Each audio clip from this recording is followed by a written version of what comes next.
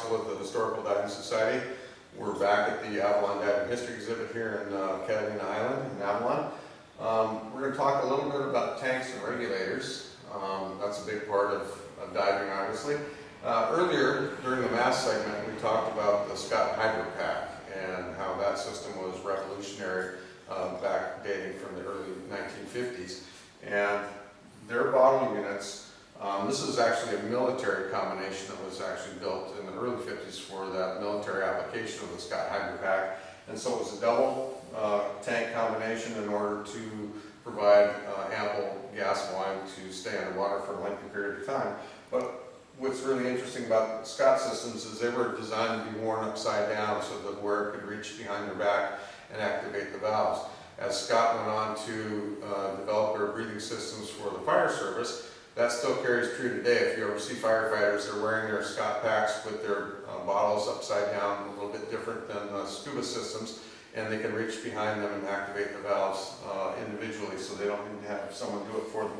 So anyway, that's the Scott bottles were designed that way. Either the single or the double configurations were worn upside down with the valve facing downwards.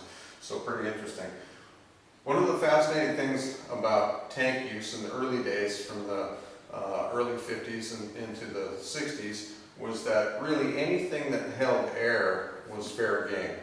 And that was a different kind of feature of early divers' equipment, is that if you just had anything that held air, that was good enough. And so like these early bottles right here, this Navy set of tanks from the early 40s, and the same thing with these Aqualung early bottles, were just repurposed welding tanks from like a 7th bottles that were repurposed. They had a incorrect size valve stem on the neck, and so you have to have a reducer, a brass reducer that would fit in so it could accommodate the size of the valve itself or the manifolds.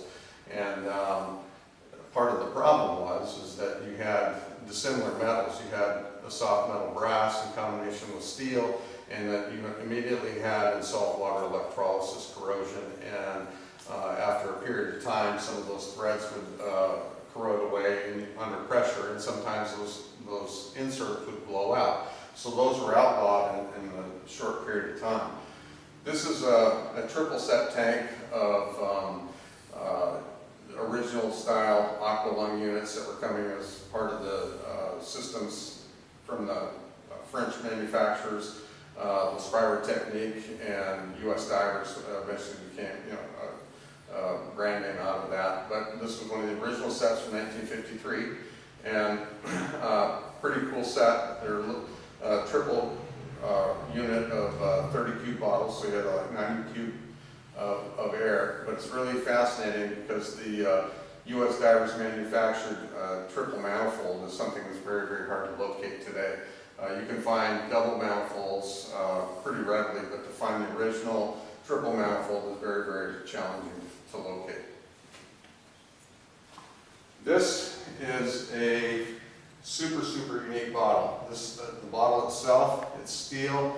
It is a CO2 cylinder, and it was used for something like operating a series of beer kegs at a bar or something like that. It was borrowed 1953, and it's stamped right on the shoulder, Mel's Aqua Shop. This was actually one of the original Mel Fisher bottles, famous for finding the ship, the tow ship, in 1985. But when they had their dive shop out here in the West Coast in California, this was one of the tanks from that shop. And there's 2 of these bottles in the shop right now. They're both stamped Mel's Aqua Shop, and I don't even think that the Mel Fisher Museum down in Florida has 2 of these bottles on hand. So they just are super, super rare to find. Even if you look at this regulator, there's an old label that says Mel's Aqua Shop with the Redondo address and phone number. So that's pretty rare to find. This is a great system. This is from the early 50s. Garrett Northhill was an early U.S. maker, and this unit is great because it has everything original. So it's the original Garrett Northhill bottle. It's got the original regulator, the original mouthpiece with the Hope Page style non-return valve. It's got a Northhill Garrett valve, post valve on it. The original bracketing system and the old canvas harness system. You barely can see the red, like the original decal here. You can see this red N for North Hill, and then Garrett barely can make out the red, which is all faded now, but you can see the dark triangulated Garrett emblem embossed on the printed on the strap. So anyway, it's a great system. I wouldn't dye this one anymore just because of all of those features that I would never want to damage. Some of the other units I will periodically strap on and go out to the Casino Point Dive Park right out here and jump in the water, to the amazement of many of the people that are visiting the dive park, because they can't believe that some of this old equipment is still working. These are a great set of bottles. Again, these are prior to the standardization of scuba systems, so these are old like welding tanks converted over.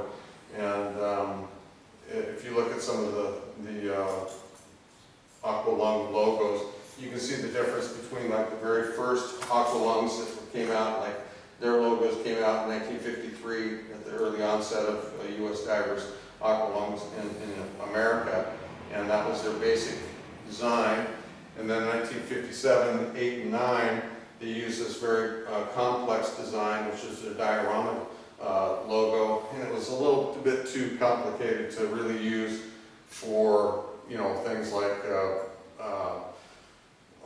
their letterhead and things like that, anything else that they'd want to have on. So it was a little bit too much, and so they dropped this by the end of 1959, and then in 1960 they adopted their famous, you know, sort of honoring of the Aqualung itself with the double hose regulated the tank, and then the Aqualung text alongside. And so for decades they used variants of that type of logo. Pretty interesting. And now we're going to jump over.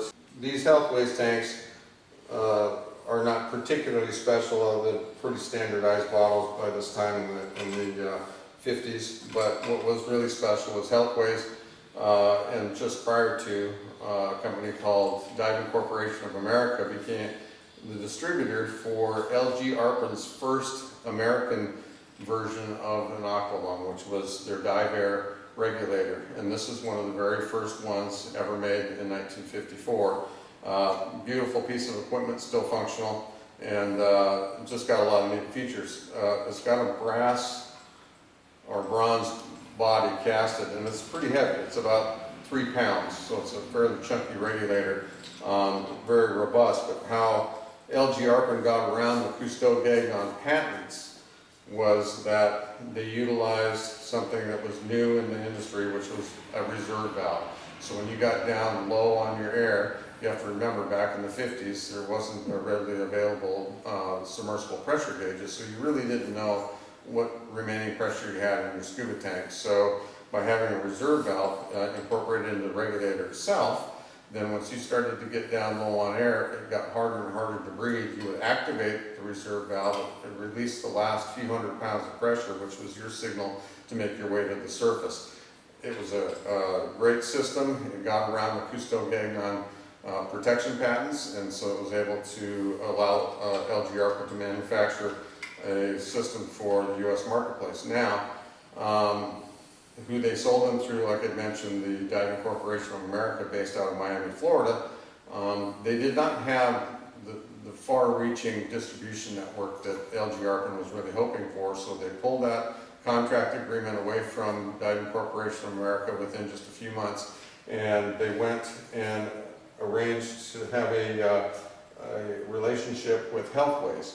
Healthways was a sporting goods maker and distributor of sporting good products, including swim fins and masks and spear guns and things like that, but they didn't have an actual breathing system in their catalog. So what happened is, by setting up that arrangement with Healthways, they took the exact same regulator, changed the label to represent that they were marketing now through Healthways, and they changed from just a plain label to a blue.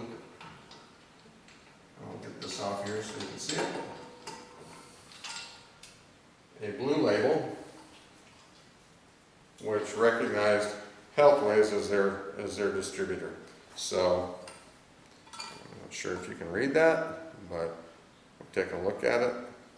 Anyway, it says LG Arpin manufacturer, Healthways distributor, and so they had a much broader distribution network, and this became their system. Pretty great. So this was their next offering, came out in 55.